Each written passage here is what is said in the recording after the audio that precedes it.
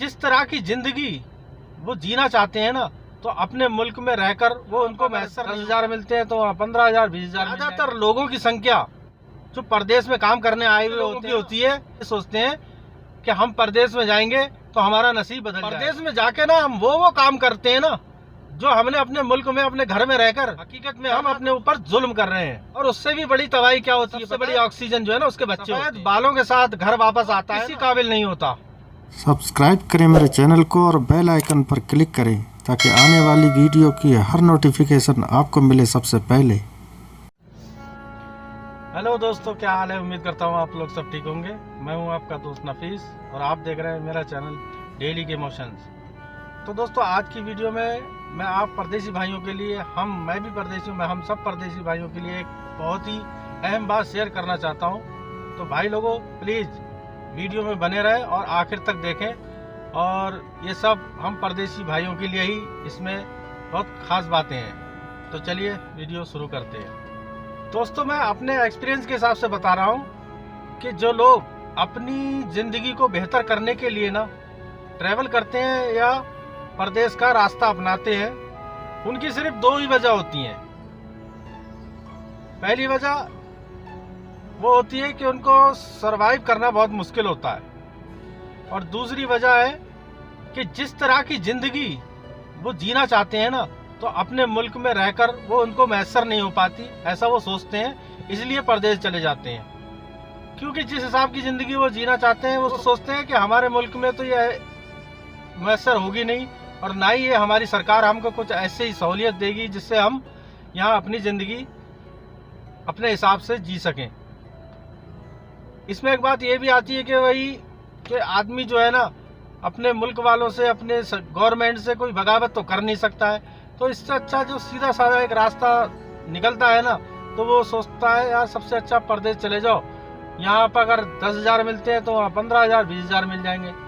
बस यही सोच के अपना आदमी जो है ना परदेश का रास्ता अपना लेता है और किसी फिर दूसरे मुल्क में काम की तलाश में चले जाते हैं अपनी ज़िंदगी को बेहतर बनाने के लिए। और जब किसी मुल्क में पहुंच जाते हैं तो वहां पर जाकर क्या देखते हैं कि वहां पर ज्यादातर लोगों की संख्या जो परदेश में काम करने आए हुए होते हैं ना, उनमें से ज्यादातर लोग वहां जाकर क्या देखते हैं कि जो परदेश में अपना मुस्तकबिल और अपनी जिंदगी को बेहतर बनाने के लिए परदेश में आए हुए होते हैं ना, तो उन लोगों में से ज्यादातर लोगों की संख्या, मैं अपने हिसाब से बता रहा हूं, ऐसे लोगों की होती है जो बुज़दिल होते हैं, जिनका सेल्फ कॉन्फिडेंस जो है ना मर चुका होता है, या सेल्फ कॉन्फिडेंस जो है ना वीक होता है, उसका शिकार होते हैं। ज्यादातर लोग वही परदेश में जाते हैं। भाई लोगों, बुरा मानने वाली बात नहीं है, ये जो बात सच है वो है, क्योंकि मैं भी परदेश में हूँ, इनमें मेरी भी गिनती आती है। सारे लोग ऐसे नहीं होते हैं, ठीक है, जो इस कमी का शिकार होते हैं। जो लोग सेल्फ कॉन्फिडेंस की कमी का शिकार होते हैं ना, वो ये सोचते हैं कि हम परदेश में जाएंगे तो हमारा नसीब बदल जाएगा और हम कामयाब हो जाएंगे।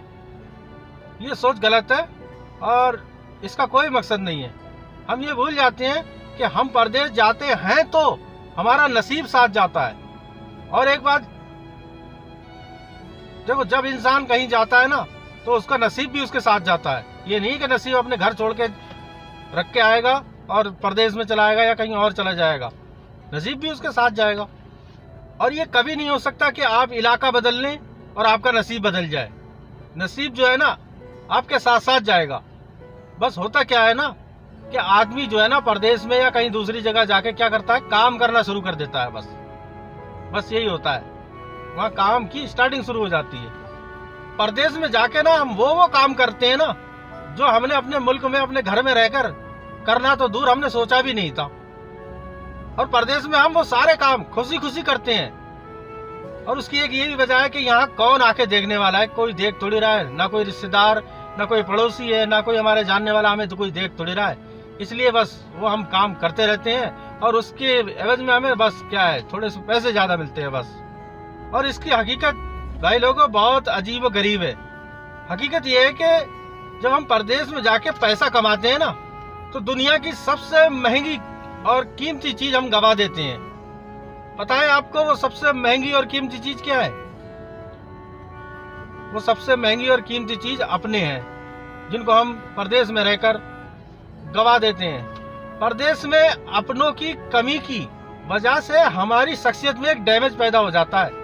दोस्तों, हमें एक बात माननी पड़ेगी, जैसे हमारे शरीर के लिए ऑक्सीजन बहुत जरूरी होता है ना, वैसे ही हम अपने रिलेशन और रिश्तेदारों के भी मोहताज हैं। हमें माँ की ममता भी चाहिए, बाप की शफकत भी चाहिए, हमें भाई का साथ भी चाहिए। हम लोगों की ना एक पॉलिसी होती है जो मिडिल क्लास लोगों में बहुत आम है कि भाई हम इतने भाई हैं, हमारे इतने चचा हैं, हमारा इतना बड़ा खानदान है कि मैं अगर फंस गया तो मेरा भाई मुझे यहाँ से निकाल लेगा। मैं कोई मुसीबत में फंस गया तो मेरे रिश्तेदार मिलकर मुझे निकाल लेंगे। मुझे किसी चीज़ की ज़रूरत पड़ती है तो मेरा बाप वो पूरा कर देता है। अब एक बात ये सोचने की है, वो सारे के सारे काम जो हम अपने मुल्क में अपने घर में रहकर करने को तैयार नहीं थे, करने को तैयार तो छोड़ो, सोचने को भी तैयार नहीं थे, वो सारे के सारे काम हम परदेश में कर रहे हैं। हकीकत में हम अपने ऊपर जुल्म कर रहे हैं। हम लोग परदेश में सालों पैसे कमाने के चक्कर में पड़े रहते हैं। इससे होता क्या है, इससे जो है ना हमारे जो है इमोशन जो है ना मर जाते हैं। और उससे भी बड़ी ट्रेजरी ये होती है कि साल 2 साल में जब परदेसी घर का चक्कर लगाता है ना, और अगर इसी दौरान उसकी शादी हो जाए, अब शादी के बाद सबसे बड़ा जुल्म होगा। जुल्म ये हुआ कि बीवी इधर, बच्चे भी इधर हुए और शौहर जो है ना परदेश में पड़ा है। ये कितना बड़ा जुल्म है उस बेचारी औरत पर। उसने कौन सी खता की थी भाई? और उससे भी बड़ी तबाही क्या होती है पता है? जरा ध्यान से सुनना। ये सारी परेशानियां हैं जिनसे हम आंख बंद करके बैठे हैं। जुल्म क्या होता है? बाप जो है बच्चे से महरूम है।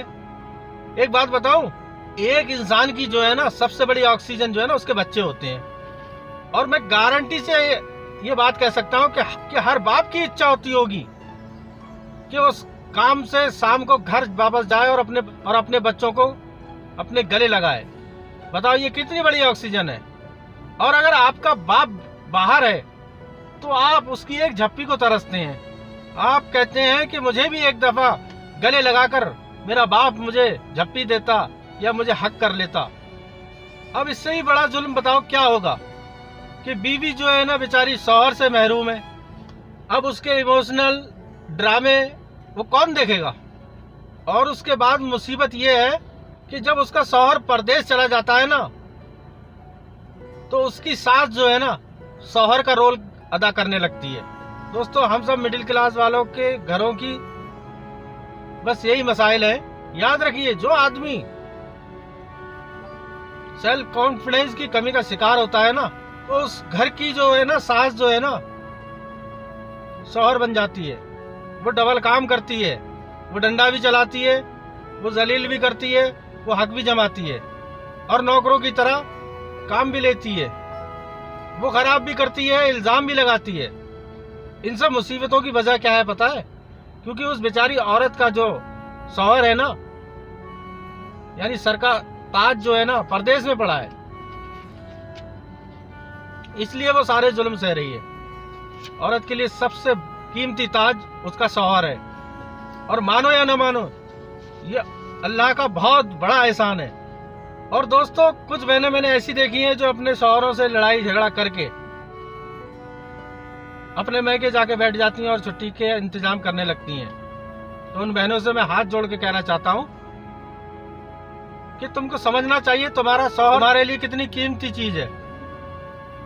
अगर इसकी अहमियत तुम्हें पता चल जाए ना, तो इससे लड़ाई झगड़ा करके मैके बैठना तो दूर, तुम रोजाना इसके पैर दबाना शुरू कर दोगी। इसकी वजह क्या है पता है? ये तुम्हें ख्वार होने से बचाता है। तुम्हें कमाना नहीं पड़ता। ये गधे की तरह दिन रात मेहनत करता है, मजदूरी करता है और कमाई लाकर तुम्हें देता है और तुम्हारे बच्चों को पालता है। दोस्तों, परदेश का एक और जुल्म, जब वो परदेसी कई सालों बाद सफेद बालों के साथ घर वापस आता है ना, तो वो किसी काबिल नहीं होता। सच बताऊं तो ना वो बच्चों के काबिल होता है, ना वो बेगम के काबिल होता है। तो दोस्तों, यही थी मेरे दिल की फीलिंग जो मैं आप लोगों से शेयर करना चाहता था। मैं भी आया हूँ यहाँ पे परदेश में काम करने के लिए ही। सोचा था थोड़े बहुत पैसे कमा लूँगा यहाँ रह के, मैं कुछ मेरा काम नाम ठीक हो जाएगा, हम लोग में जाके कुछ कर लेंगे। भाई लोगों, एक बात आपसे कहना चाहता हूँ कि अगर आप लोग कुछ काम नाम करना जानते हैं, आपके पास कुछ हुनर है ना, तो ये परदेश के धक्के खाने से अपना मुल्क बेहतर है। जितनी मेहनत हम यहाँ पे कर रहे हैं ना, उतनी मेहनत अगर हम अपने मुल्क में करेंगे ना, तो इंशाल्लाह वहां भी सब कुछ सही हो जाएगा। थोड़ा सा हम लोगों को सोचने की जरूरत है बस। इससे होगा क्या? इससे जो है ना, हमारे परिवार, हमारी फैमिली, हमारे माँ बाप, हमारे रिश्तेदार, इन पे कोई बुरा असर नहीं होगा। वो भी खुश रहेंगे, हम भी खुश रहेंगे, परिवार के साथ रहेंगे। ये परदेश जो है ना भाई लोगों, बहुत बड़ा जुल्म है। क्या बताऊं कि ये एक ऐसी जेल है ना, एक मीठी जेल है। इसमें से आदमी जो आ जाता है ना, तो फिर उसको छोड़ने का उसको मन नहीं करता है, मालूम है। ये जेल ऐसी जेल है, इसमें रहना भी बड़ा मुश्किल है और इसको छोड़ना भी बहुत मुश्किल है। तो दोस्तों, अगर वीडियो में कोई बात गलत लगी हो तो प्लीज कमेंट करके बताओ, अच्छी लगी हो वो भी कमेंट करके बताओ, और वीडियो को लाइक कर देना और शेयर कर देना और चैनल को सब्सक्राइब कर लेना, ठीक है। वीडियो बहुत लंबी हो जाएगी, इसलिए मैं अब वीडियो को यहीं खत्म कर रहा हूँ और नई एक वीडियो के साथ फिर हाजिर होता है आपका दोस्त नफीस। तो जब तक अपना ख्याल रखिए, अपना ध्यान रखिए, ठीक है। परदेश में कोई नहीं है हमको देखने वाला, सिर्फ हम ही को अपना ख्याल रखना है मेरे भाई लोगों। तो फिर मिलते हैं नेक्स्ट वीडियो में, जब तक के लिए अल्लाह हाफिज।